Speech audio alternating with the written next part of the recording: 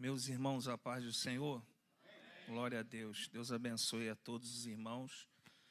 Que presença maravilhosa. Deus abençoe a todos os irmãos que louvaram aqui. Ministério de Louvor também com muita autoridade. Nós recebemos muito de Deus. Eu quero ser grato a Deus por essa oportunidade. Confesso aos irmãos que com aquele peso de responsabilidade, sendo obreiro da casa, um culto de ceia, então a minha fala hoje, nessa manhã, é uma fala de um conselheiro, de um aconselhamento, um alinhamento da parte de Deus. Eu quero agradecer ao nosso vice-presidente, pastor Ronaldo, pelo convite. Quero também, irmãos, ser grato porque ontem se encerrou o nosso curso de capacitação e aperfeiçoamento dos jovens pregadores. Nós não temos ainda o número estipulado de aprovados, teremos essa semana, mas com muito êxito eu quero louvar a Deus pela vida de todos os pastores, todos os professores, presbítero Joab, que abraçou, a visão, e eu tenho certeza que nós vamos colher muitos frutos ainda, porque o trabalho continua, tá? Irmãos, por último, eu quero também aqui, pode parecer algo muito simples, mas eu queria justificar a igreja. Algumas semanas atrás, eu estive com a minha família na região dos Lagos, pregando ali numa conferência da Assembleia de Deus de Madureira, e, de alguma forma, nós ficamos deslumbrados com aquele lugar ao ponto de perdermos a nossa aliança. Eu não sei onde a gente colocou a aliança. Por que eu estou dizendo isso, irmãos? Eu sou um obreiro da casa e eu gosto de tapar todas as brechas. Não estou falando que alguém está dizendo alguma coisa, mas, irmãos, eu sou um obreiro que, quando ensino a homens, eu falo sobre o homem que não usa aliança. Então, nós vamos comprar, tá? Mas está tudo bem, estamos prestes a completar 15 anos de casado e a Valquíria é super apaixonada por mim, né? Casada 2 vezes comigo, então não preciso falar mais nada, tá bom, irmãos? Então, estamos em paz, tá? Hoje, antes de chegar no culto, em nome de Jesus, a gente está escolhendo uma aliança aí, vamos comprar, tá bom? Amém. Vou pregar em paz agora, irmãos. Amém. Primeira carta de Paulo aos Tessalonicenses, capítulo de número 4, do versículo 1 ao versículo de número 4, e depois também eu lerei o capítulo 5, versículo de número 21. 1 Tessalonicenses, capítulo 4, versículo 1. A epígrafe é exortação à santidade, ao amor fraternal e ao trabalho. Diz assim o texto: finalmente, irmãos, vos rogamos e exortamos no Senhor Jesus que, assim como recebestes de nós, de que maneira convém andar e agradar a Deus, assim andai, para que continueis a progredir cada vez mais. Porque vós bem sabeis que mandamentos vos temos dado pelo Senhor Jesus, porque esta é a vontade de Deus, a vossa santificação, que vos abstenhais da prostituição, que cada um de vós saiba possuir o seu vaso em santificação e honra. Capítulo 5, versículo de número 21. Examinai tudo, retende o bem. Quantos creem nessa manhã que esta é a palavra de Deus? Tome seu assento, glorificando o nome do Senhor. Queridos, o texto que nós acabamos de ler, apesar de ser em 2 capítulos, este texto, ele aborda o mesmo assunto. Eu preciso também aqui dizer que o apóstolo Paulo, todos sabem, nossa igreja é uma igreja bíblica, uma igreja que expõe também as cartas do apóstolo, então sabemos já quem é a vida de Paulo, sabemos quem é o apóstolo, sabemos do que arde no seu coração. Sabemos também que em toda a Bíblia, homens e mulheres foram usados com segmentos ainda que diferentes, mas com o mesmo propósito. O apóstolo Paulo era um pastor missionário, um homem com a chama, se podemos dizer assim na linguagem de hoje, missionária, um homem que, além de crescer, fazer crescer o evangelho, a igreja, era um homem também que sabia aproveitar os talentos dos lugares onde ele passava. Prova é que o apóstolo Paulo, ele escreve cartas, e a maioria das cartas que ele escreve são para igrejas que cresceram por intermédio da gestão de Paulo, dos aconselhamentos de Paulo, da pregação de Paulo, exceto Romanos. Romanos já foi uma igreja que cresceu através do início do evangelho em Atos dos Apóstolos, daquele revestimento do Espírito Santo. Alguns que estavam ali foram para Roma e ali inauguraram aquela igreja que também Paulo escreve a ela com a intenção de encorajá-los. Mas, falando sobre os Tessalonicenses, Paulo estabeleceu essa igreja na sua segunda viagem missionária. Como eu muito bem disse aqui, o apóstolo Paulo, ele tinha esse sentimento, ele ia nas regiões que o Espírito de Deus traçava no seu coração, e ali ele instituía, se podemos dizer, uma subcongregação, um trabalho de oração, e de repente aquilo crescia por intermédio do Espírito de Deus e se tornava uma igreja, uma parte da igreja, porque a igreja é uma só, irmãos. A igreja é uma só. Existem várias denominações, mas a igreja, ela é uma só. É provável que Paulo, ele tenha escrito aos Tessalonicenses tanto o primeiro tratado, a primeira epístola, quanto a segunda na sua viagem a Corinto. E vale a pena lembrar que o apóstolo Paulo, em muitas vezes em que ele escreve para que a igreja que recebe a carta venha se alegrar no Senhor, Paulo está preso, Paulo está sendo perseguido, Paulo está sendo afligido. Então Paulo ele está recomendando, orientando aos irmãos de determinadas igrejas que venham se alegrar no Senhor. Só que os irmãos estão soltos e Paulo está sendo preso. Paulo está sofrendo as marcas, como ele mesmo diz, de um bom soldado de Cristo. Paulo é alguém que não é motivado pela realidade que ele vive. Paulo é motivado pelaquilo que ele foi chamado, pela promessa. E eu penso que isso também é o que fez nos chegar aqui nessa manhã, pela promessa que foi instituída sobre nós. Falando sobre os Tessalonicenses, Tessalonicenses era uma igreja muito nova, provavelmente aqui, quando Paulo ele escreve esta carta, os tessalônicos eles têm pelo menos de 2 a 3 anos de inauguração desta igreja. Aqui também você vai perceber nas duas cartas que os tessalonicenses eles precisavam amadurecer na fé. Isso é prova também pelo pouco tempo que eles estão seguindo o Evangelho de Cristo.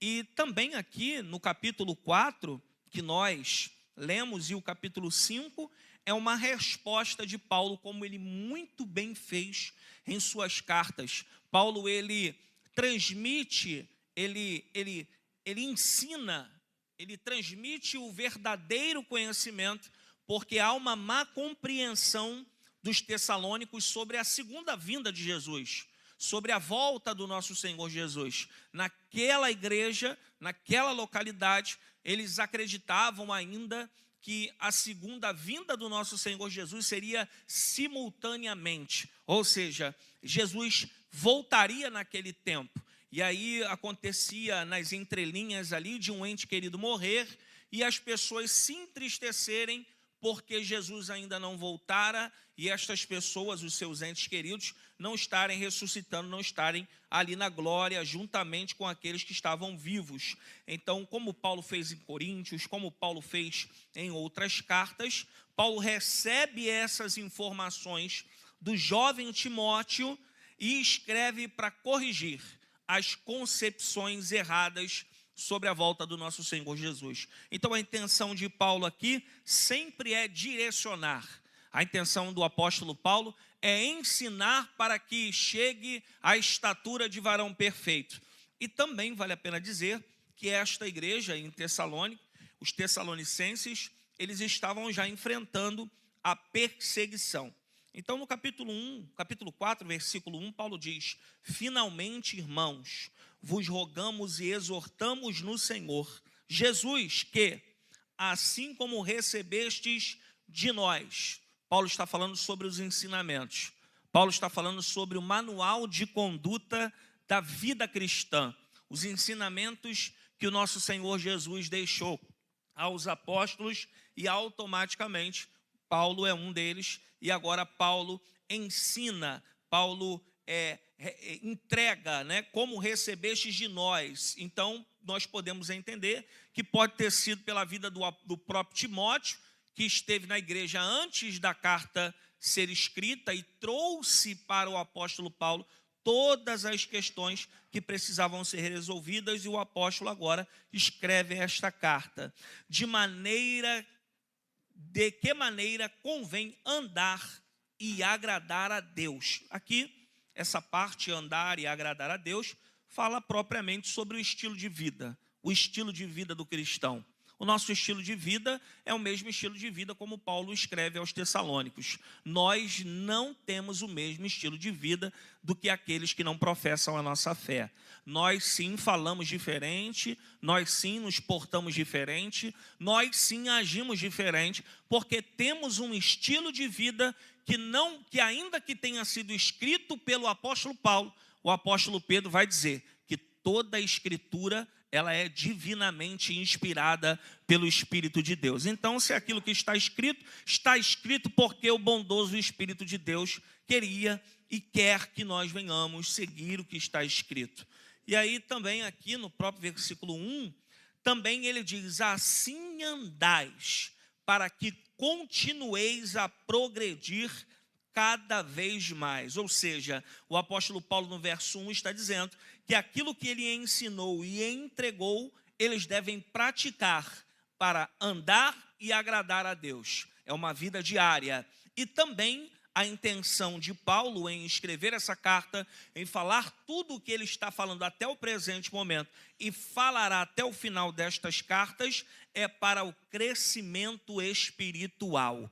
É para que eles possam progredir, como o texto mesmo diz, para que continueis, ou seja, vocês já estão progredindo, mas eu estou escrevendo para que haja um alinhamento de um único pensamento do que o nosso Senhor Jesus aqui está usando o apóstolo Paulo, para que os tessalônicos continuem progredindo e caminhando cada vez mais. Então eu penso que isso também é a intenção de Deus para nós. Quando nós chegamos na casa do Senhor, tudo o que é falado, tudo o que é ensinado, tudo o que é louvado, entoado neste lugar, é para que nós possamos progredir cada vez mais. E isso também deve ser a intenção dos ministros ao qual aqui fazem exercício desta escritura, trazermos o entendimento, a clareza, a convicção,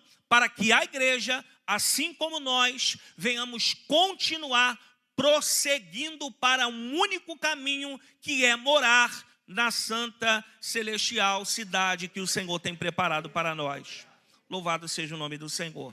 E aí no verso 2, Paulo diz: porque vós bem sabeis que mandamentos vos temos dado pelo Senhor Jesus. Aqui Paulo está querendo dizer que estes mandamentos são os mesmos mandamentos que em Atos capítulo de número 1, a Bíblia diz que o Senhor Jesus deixou para os discípulos. Eu vou ler só o texto, para que não fique nas minhas palavras, mas Atos dos Apóstolos, capítulo de número 1, verso de número 2, se puder colocar no data show, por favor, diz assim: e até o dia em que foi recebido em cima. Aqui Lucas está falando de Jesus, depois de ter dado mandamentos pelo Espírito Santo aos apóstolos que escolhera. Ou seja, estes mandamentos que Paulo está traçando aos Tessalônicos são os mesmos mandamentos que Jesus deixou aos apóstolos, os seus ensinamentos. Isso também é uma verdade que pode ser aplicada para nós aqui nesta manhã, uma manhã de Santa Ceia do Senhor. Nós não precisamos trazer uma mensagem nova, nós não precisamos de um paliativo novo, nós não precisamos de uma palavra que ninguém nunca pregou. Nós precisamos sim nos apropriarmos dos mandamentos que já foram escritos, que já foram liberados e que até hoje surtem efeito na vida daqueles que creem. A igreja do Deus vivo. Bem, o verso 3, o apóstolo Paulo diz: porque esta é a vontade de Deus, a vossa santificação. É sim, a vontade de Deus é que nós venhamos buscar a santificação.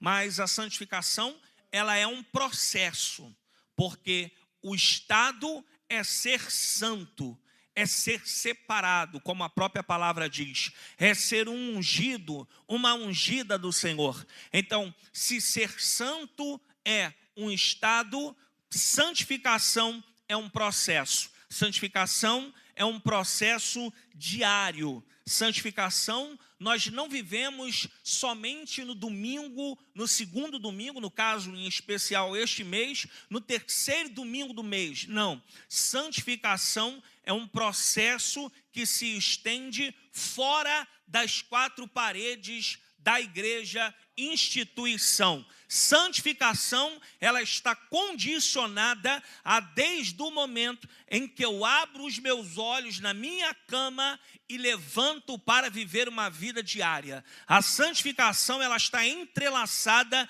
naquilo que eu penso, naquilo que eu sinto e naquilo que eu falo. Então nós precisamos entender que Deus, Ele tem sim a vontade, mas Ele requer de nós o sentimento em que nós possamos adquirir o estado de sermos santos, vivendo logo uma vida de santificação. E para isso o apóstolo Paulo, ele termina este verso 3, trazendo a clareza do que ele está falando. Que vos abstenha da prostituição. Aqui Paulo está falando, ou está se referindo aos tipos de imoralidade que existem na nação, que existem na humanidade. Eu não vou falar aqui profundamente por dois quesitos, um por conta do horário, outra porque existem de menores idades aqui, mas eu separei pelo menos alguns tipos de imoralidade que penso ser muito propício falar num culto como hoje nas nossas vidas. O primeiro deles é o adultério. O adultério é o sexo extraconjugal entre pessoas casadas ou entre casado e solteiro. Isto ainda continua inserido dentro dos mandamentos de Jesus. É bem verdade que quando nós vemos hoje tudo que tem acontecido aí fora, as novelas estão propícias a mostrar que isso é uma normalidade. Alguns, ou a maioria dos seriados, eles estão propícios a mostrar que isso é uma normalidade. As músicas seculares, que são boa parte delas, que são cantadas, que são, não vou dizer entoadas aqui, mas que são cantadas, elas também têm essa peculiaridade. Eu como prego para muita juventude, eu sempre digo que há em especial um rapaz que a maioria dos jovens lá fora gostam muito, que é o Ferrugem, né? Tem uma voz muito bonita, mas não canta para Deus, não faz aquilo que ele foi instituído para fazer, porque nós fomos criados, imagem e semelhança, para adorar somente a Deus. Então, se alguém adora outra coisa, irmãos, você faz tudo, mas não cumpre a Bíblia. E a gente não está aqui para argumentar se música secular pode, se não pode. Eu sei de uma coisa, irmãos, existe sim uma balança de Deus, em que nós precisamos entender que existem muitas músicas do mundo que estão muito mais adorando a Deus que algumas na igreja, como o próprio Sabor de Mel, que é uma rivalidade dentro da igreja que não pode existir. Quem me viu na prova agora vai me ver quando Deus exaltar. Não, Deus não nos exalta para que nós possamos esfregar a exaltação de Deus na face de alguém. Deus nos exalta para mostrarmos que Ele sim tem o poder, que Ele sim merece toda adoração. E nós precisamos colocar isso na balança, que existe sim músicas justificativas que são cantadas. Olha eu aqui. Não, irmãos, quem tem que ser olhado, quem tem que ser exaltado, quem tem que ser glorificado na casa de Deus é o dono da casa. E não sou eu, não são os pastores, é o Deus que instituiu este lugar. Mas, irmãos, pelo amor de Deus, também a gente não vai ficar em cima do muro, né? Mas tem, gente, pelo amor de Deus. Tem gente cantando música do mundo aí, a música do Ferrugem, que fala que o melhor amigo se apaixonou pela esposa dele e é normal. Isso não é normal, irmão, é pecado, é adultério. E tem muitos homens, irmãos, que não entendem que o adultério, ele não só é na prática carnal, ele não é só no ato, mas ele pode ser também pelo Facebook, ele pode ser também pelo TikTok, ele pode ser também com aquele irmão que, um testemunho de um pastor, amigo meu, ele disse que tinha um obreiro, um irmão que queria muito ser obreiro, e perturbava o pastor, e o pastor falou assim: irmão, eu vou te dar uma oportunidade, mas espera o tempo de Deus. E um dia o pastor indo comprar pão, viu o irmão de frente para uma banca de jornal, olhando aquele cartaz da Playboy parado. E ele olhando, parado, e o pastor vindo, viu: ô varão, você está fazendo aí, rapaz, olhando isso aqui? Pastor, eu estou há meia hora aqui só repreendendo esse demônio.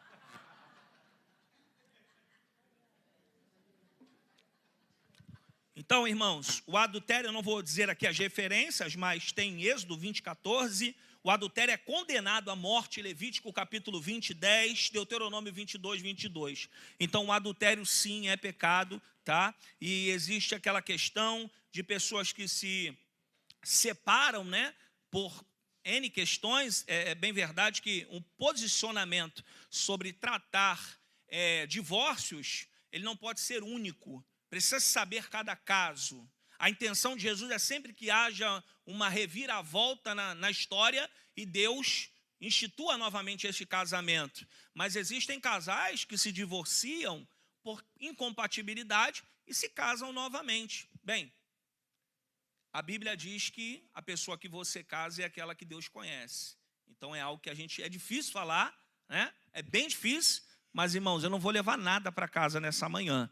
Então, se você escolheu essa pessoa que está do seu lado, por favor, honre ela. Vá até o final. Peça para Deus mudar a sua mente. Peça para Deus mudar a mente dela. Se você está enfrentando alguma crise, lute, porque Deus é poderoso para trazer de volta aquilo que se perdeu. Tá? Replico, cada caso é um caso. Tá? Um outro tipo é a prostituição, que é o sexo entre solteiros. Ela pode ser também ou solteiro e casado. Quem se prostitui peca contra o seu próprio corpo. E a prostituição é uma das obras da carne. Isso também pode se entrelaçar para os solteiros, para os noivos, porque noivo não é casado. Tem noivo que acha que é casado. Não é casado. Casado é casado. Noivo é noivo, namorado é namorado. Pode ter 30 anos de namoro, não é casado. É mão na cintura, é dia para ver namorar. Não é aquele agarramento, aquela esfregação toda. Porque isso é uma má representação daquilo que os mandamentos do nosso Senhor dizem para nós. Então, a fornicação já é este ato entre os não casados, né? E há também uma prostituição que está entrelaçada também naquilo que se digita, naquilo que se fala, naquilo que se expõe. Então, aos solteiros, segura a onda, porque se você estiver em Deus, se você buscar em Deus, se você aguardar o tempo de Deus, Deus vai lhe honrar. Deus vai lhe colocar uma pessoa que mude o quadro da sua história sentimental. Existem algumas mulheres, alguns homens que não querem mais se relacionar com ninguém, porque você já se frustrou muitas vezes. Eu estive até conversando com uma jovem há pouco tempo, fui a louvar a Deus, porque está namorando, parece que é um namoro de Deus. Eu digo parece, porque eu não sou Deus para dizer, eles mesmos vão dizer se é de Deus ou não. E eu disse para ela: olha, eu estava orando por você há muito tempo, porque Deus falou para mim que você gosta de escolher muito. E ela falou assim: cara, Deus me quebrou toda, porque é isso mesmo. Então tem gente, é daqui da igreja, irmãos. Então tem gente que escolhe muito, porque quer alguém perfeito. Deus não quer colocar alguém perfeito do teu lado. Um casamento, um relacionamento, são duas peças que não se encaixam e vão limando durante os anos até se encaixarem. Então, prostituição, fornicação é pecado, sim. A Bíblia condena. E se estiver fazendo, não pode tomar ceia, se não pedir perdão a igreja se não fizer o que a própria Bíblia nos diz. Então, é bem verdade que os namoros, né, não são, a maioria deles, eu não posso aí também sinalizar de uma forma geral, mas a maioria deles não são praticados como antigamente, como aprendemos com os nossos pais, dia para namorar, tempo para namorar, supervisão de alguém. É muito chato. Meu sogro ficava me olhando na sala, mas foi bom, eu estou aqui de pé com a minha mulher. É muito chato, mas é necessário. Eu digo para minha esposa, vou perturbar o rapaz que namorar minhas filhas. Ele vai ter um inimigo perseguidor na vida dele, até ele botar a aliança no dedo dela. Então, meus irmãos, nós não podemos ensinar errado aos nossos jovens. Os jovens estão aqui, então nós somos exemplo aqui na igreja. Eu fico perplexo quando eu vejo um casal beijando dentro da igreja. Irmãos, isso aqui é um santuário, isso aqui não é lugar de beijar na boca. Isso aqui não é lugar de dar... Irmãos, eu estou há meses com isso entalado na garganta. Só que para mim difere, irmãos. Eu vou voltar para casa e vou ficar com a minha família. Se você gostar ou não, eu estou aqui com muito amor, deste jeito, trazendo aos irmãos o conceito do que é certo e o que é errado. Aqui é o lugar de Deus, aqui é o lugar de você levantar a mão, de você falar em língua, de você adorar, de você ficar em silêncio. Aqui só não é o lugar de praticarmos aquilo que Deus condicionou a fazermos lá fora. Tá? O homossexualismo também é uma prática sexual entre dos mesmos sexos, e a gente vê hoje, vai anunciar um remédio Benegripe, bota uma transexual. Vai anunciar uma promoção no Guanabara, bota uma transexual. Por quê? Porque a sociedade corrompida, ela aceita o que o governo pré-estabelecido quer aplicar através das mídias. Mas nós, como igreja, não podemos aceitar. Isto é imoral. Deus não aceita. Nós podemos amá-los, podemos orar, podemos até abraçá-los, podemos até ter comunhão, que eu digo de conversar, de participar. Opa, tudo bom? Mas trazer para o nosso segmento aquilo que eles acham que é amor, irmãos, isso não é amor. Isso é as trevas entrando dentro do coração de um ser humano. E nós, como igreja, temos que nos posicionar. Nós, como igreja, precisamos ser diferentes. Mas antes de mostrarmos para tais, nós precisamos estar da maneira que Deus quer. Nós precisamos dar testemunho. Então, outra questão aqui é a pornografia. Ver figuras, fotografias, eu já disse aqui, filmes, quadros, etc., com cenas eróticas. Então, tem muitas pessoas que acham que isso é normal. Fazem, executam, vem na igreja, pede perdão, toma ceia. Faz, executa, toma perdão. Irmãos, é para a própria destruição. O apóstolo Paulo falou isso. Então, é a hora de tomarmos uma decisão. Tem também a linguagem profana, a linguagem cheia de torpeza, cheia de indecências, palavrões. Parece que é chato esse assunto, porque nós estamos falando de algo que é tão simples, que algumas pessoas já deixaram de lado. Falar palavrão, onde se vê o crente falando palavrão? Aonde se vê o crente falando conversas que não deveriam ser propostas ou proferidas da nossa boca. Então, vigiemos com isso. Uma outra coisa também aqui de imoralidade, um tipo de imoralidade, é a lascívia. Os irmãos sabem o que é lascívia, com certeza? Lascívia é o ato da sensualidade. Alguns anos atrás, eu presidia os adolescentes do campo de Cordovil. E uma vez eu repreendi esse espírito que habitava lá na igreja. Era um espírito em que as meninas botavam uma saia até o dedão do pé, mas a pedaço da barriga de fora. E vinham para a igreja cultuar. Irmãos, que negócio é esse? Eu fico às vezes pensando o que passa na cabeça de um ser humano que vem assim para a casa de Deus. A lascívia, ela pode ser praticada não só pelas mulheres, não, irmãos, mas pelos homens também. Os homens, aquelas calças tudo arrochadinha, que o homem fica todo marcado. Tem homem que bota a roupa, o peito todo de fora. Gente, nós precisamos vigiar. Eu sei que é chato falar sobre isso. Eu sei que é muito constrangedor falar sobre isso. Isso também, a lascívia, ela se abrange às nossas redes sociais. Eu estava com a minha esposa em Cabo Frio. Curtimos praias maravilhosas. E, de repente, quando eu fui postar as fotos lá no álbum, a minha esposa me mandou uma mensagem e falou assim: filho, Tem foto aí que a gente está na praia, não faz sentido estar aí. Eu não vi, pastor, mas porque estava tudo junto. Fui lá e apaguei. Por quê? Porque eu sou um exemplo. Quem me conhece aqui sabe, eu tenho meu corpo tatuado. Eu vim do mundo, não fui nascido e criado na igreja. E aí alguém me perguntou assim, rapaz, mas hoje você congrega numa igreja que usa bermuda. Mas eu tenho tatuagem. E se eu ficar mostrando para os mais novos, eles vão olhar e vão falar assim, o presbítero Diego prega, ensina, rapaz, Deus usa muito ele, mas ele é todo tatuado, eu posso fazer também. Então, a lascívia é o sentimento que traz em nós o desejo de não nos preocuparmos com aquilo que vai escandalizar. Irmão, nessa hora não tem glória mesmo. Não tem não. Bem que Deus podia usar o outro para trazer essa mensagem. Meu Deus. Um outro tipo de imoralidade, a cobiça, irmãos. Cobiçar é invejar, é ter o que o outro tem, não é ter igual. Isso também é pecado. Os maus pensamentos, que são pensamentos maldosos, isso acontece, esse processo, geralmente, um exemplo aqui, é na prática da masturbação. Ninguém pensa numa borboleta, ninguém pensa na parede, tem que se pensar em alguém, tem que se pensar em alguma coisa. Então, nós precisamos pedir ao Espírito Santo de Deus para trazer uma reforma na mente. É o que o apóstolo Paulo diz, metanoia, capítulo 12, versículo 1 e 2. Não vos conformeis com este mundo, mas antes transformai-vos na renovação do vosso entendimento. Ou seja, quando alguém é renovado pelo Espírito, automaticamente o Espírito governa. Se pratica ainda é porque o Espírito não governa. Se faz ainda é porque o Espírito ainda não tem o poder de governar.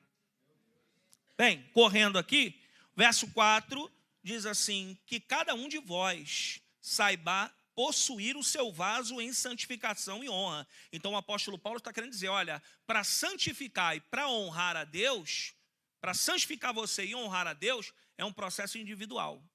Ainda que o líder faça, ainda que o pastor ensine, é um processo totalmente individual. 1 Coríntios 3,16, não sabeis vós que sois o templo de Deus? Eu vejo hoje muitas pessoas aplicando esse texto só para ir contra o sentimento de que essas paredes não são mais o templo. Mas ninguém aplica este texto para dizer que agora que somos nós, a responsabilidade mais aumenta. Ninguém aplica para isso.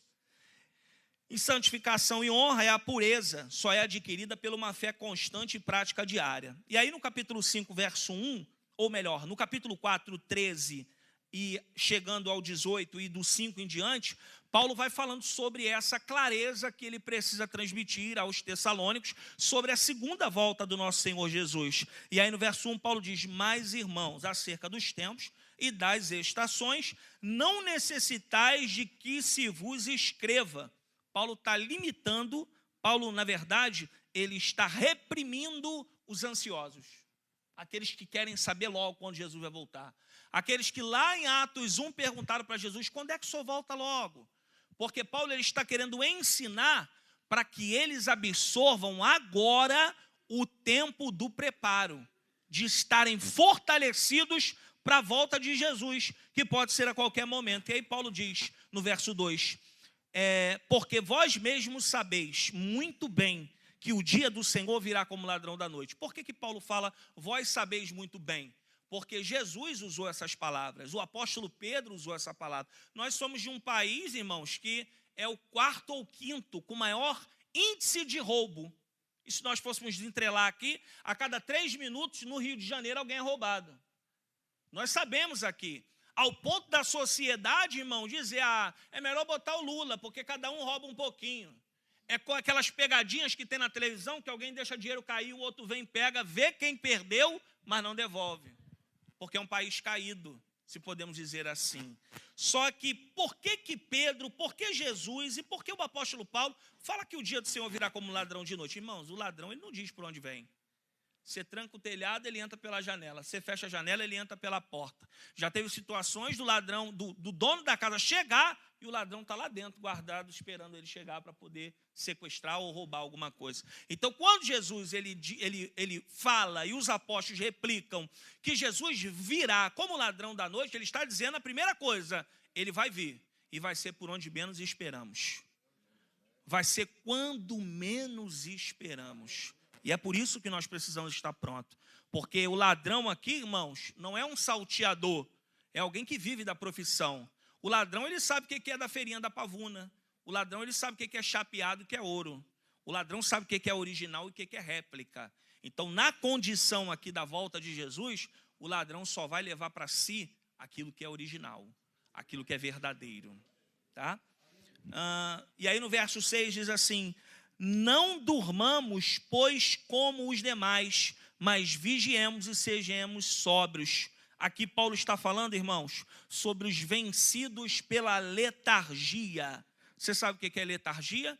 Letargia é o sono espiritual, o sono do comodismo, o sono profundo. E aí eu coloquei aqui pelo menos 4 sinais da letargia espiritual na vida de uma pessoa. A primeira delas é 100% do foco dessa pessoa é somente na sua vida pessoal. Ela não separa 1%, 10%, 5% para servir a Deus. Ela só se preocupa com ela. Ela não tem tempo para nada. Segundo sinal, não há tempo para Deus dentro do seu tempo. Nunca tem tempo para estar ou servir na igreja, não serve ao próximo, não é fiel nas suas finanças, porque estuda para dizer que o Novo Testamento não tem mais dízimo, mas bebe da água da igreja gelada, usufrui do ar-condicionado, está aqui cômodo num banco tão bonito quanto esse, ouve o Joabe cantando com essa voz profética de um microfone que funciona, mas não é fiel nas suas finanças. Isso é um estado de alguém que está na letargia espiritual. Deus abençoa a sua casa, prospera os seus mantimentos, nunca faltou o pão, sempre tem o que comer, mas não sabe ser fiel. Enterra o seu talento. Terceiro sinal da letargia espiritual, acredita que a vida com Deus se resume a compromissos religiosos, uma vida de aparência. Só vem para a igreja no culto de domingo. No culto de terça ninguém aparece. Mateus capítulo 15, versículo 7. Hipócritas, bem profetizou Isaías a vosso respeito, dizendo: este povo se aproxima de mim com a sua boca e me honra com os seus lábios, mas o seu coração está longe de mim. Nós sabemos que há, meu irmão, necessidades, situações, nem sempre podemos estar, mas você entende bem o que está sendo direcionado aqui nessa manhã. Quarto, as práticas espirituais são inexistentes. Não lê a Bíblia em casa. Não abre mais a Bíblia. A Bíblia fica até aberta em casa, no Salmo 91, mas não lê mais ela.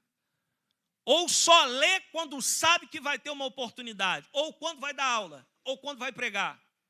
Isso não é ter uma vida espiritual. Isso é ser um mecanismo de uma ferramenta em que o mundo sabe fazer muito bem. Não tira períodos de oração, não jejua. Muito tempo.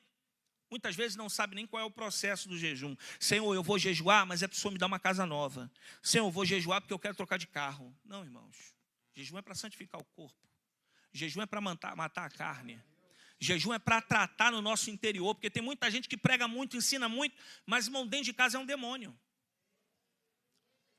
Porque a carne não está morta. Calabadaras. Só que se eu terminasse aqui, irmãos, eu estaria trazendo uma mensagem que não refletiria nada. E aí eu deixei 4 dicas para você crescer espiritualmente. Primeira delas, você precisa definir as suas prioridades. Você precisa acordar, trabalhar, cuidar da tua família e adorar a Deus. Você precisa se separar para Deus, separar para tua mulher, separar para os teus filhos. É difícil? É muito tempo? É, mas foi você que escolheu, foi você que formou família, foi você que casou, foi você que instituiu a tua casa. Segundo, ore mesmo sem vontade. É muito difícil, irmãos, quando estamos em guerra, quando estamos em dificuldade, orar. Mas aplique isso na sua vida hoje, nessa manhã. De tudo que eu falei aqui, aplique isso a partir de hoje. Se você não tem mais vontade de orar, ore sem vontade. Deite no chão e comece a pedir a Deus ajuda. Pede socorro. Fala com Deus do teu jeito. Porque Deus é poderoso e a Bíblia diz que o homem não conhece, mas há um Espírito que ele conhece os nossos gemidos inexprimíveis. Terceira dica. Ande com pessoas espirituais. Para de andar com gente que fala mal de gente. Para de andar com gente negativa. Para de andar com gente que só vem para perto de você quando você tem alguma coisa. Começa a andar com gente que gosta de Bíblia, com gente que gosta de oração, com gente que gosta de Deus, com gente apaixonada por Jesus, e você vai ver se a tua vida não vai mudar. Capítulo 4, versículo 14, Paulo diz: rogamos também, irmãos, que admoesteis os desordeiros. Irmãos, essa palavra aqui, ainda que pareça dura ao ponto de machucar a igreja, não é. É para ensinar, reforçar, alinhar, aconselhar. Ao ponto de Paulo dizer aqui, admoestar os desordeiros. Sabe quem são esses desordeiros aqui, irmãos? Os que desistem, os que não querem mais. Quem conhece sabe aquele rapaz aqui, o Fabinho, que eu pedi oração, veio aqui, quebrou o braço, caiu, quebrou de novo, caiu, não está vindo para a igreja. E ele falou comigo essa semana, falou assim, pô, estava esperando tu me dar uma palavra para me arrebentar. Falei, não, irmão, eu estou só orando, e toma cuidado com isso, porque quando eu oro é Deus que age, não sou eu. Eu tenho que ter paciência, porque se eu falar alguma coisa eu vou te matar com as minhas palavras. E quantos de nós hoje tem matado as pessoas com aquilo que sai da nossa boca? Deus está falando aqui nessa manhã, irmãos. Sustentai os fracos. Que fracos são esses? Os sem entendimento da cruz de Cristo e da renúncia diária. Aqueles que ainda não tiveram a mente transformada. Que estão no meio de nós, mas ainda não praticam aquilo que o Evangelho determina. Paulo reforça dizendo: sejais pacientes para com todos. É difícil, irmãos, mas é o Evangelho. Estamos aqui para amar, cuidar e ensinar. Verso 16. Regozijai-vos sempre. Paulo está dizendo, independente das perseguições, independente das dúvidas, independente das crises, sempre se alegre no Senhor. Verso 17. Orai sem cessar. Paulo está dizendo o seguinte: seja incansável. Se Deus ainda não te deu, mas prometeu, continue orando, porque uma hora Ele vai fazer. Se Deus disse que irá fazer e tem se tornado mais difícil, continue orando, porque Deus vai fazer. Se você colocou no coração, se Deus disse que era dele e você não vê condições para fazer, continue orando, porque Deus é o Deus da providência. Deus é o Deus que faz. Isso acontece muito na vida daqueles que casam, aqueles que oram, que namoram no Senhor, que noivam no Senhor, que pedem ajuda, que casam muitas vezes na fé. Deus providencia tudo por alguém que é incansável em orar e apresentar a Deus as suas causas. Verso 18.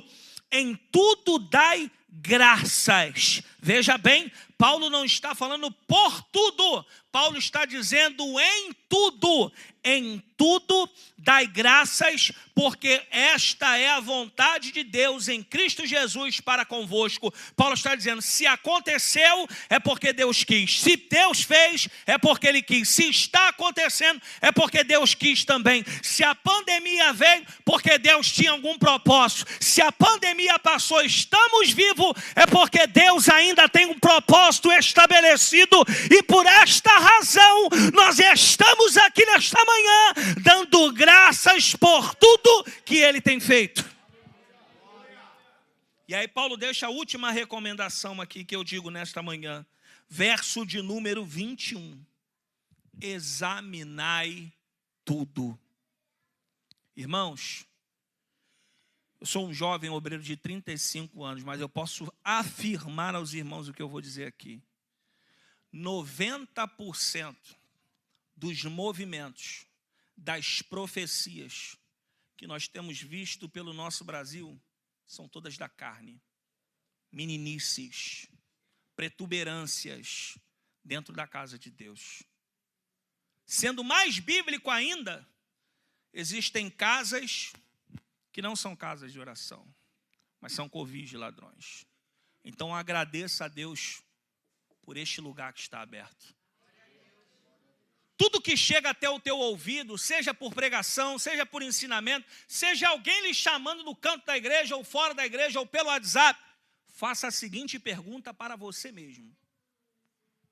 É bíblico? O que Jesus faria? Se nós fizéssemos essa pergunta, nós teríamos muitas menos dissensões no nosso meio. Que Deus os abençoe. Eu agradeço a oportunidade em nome de Jesus.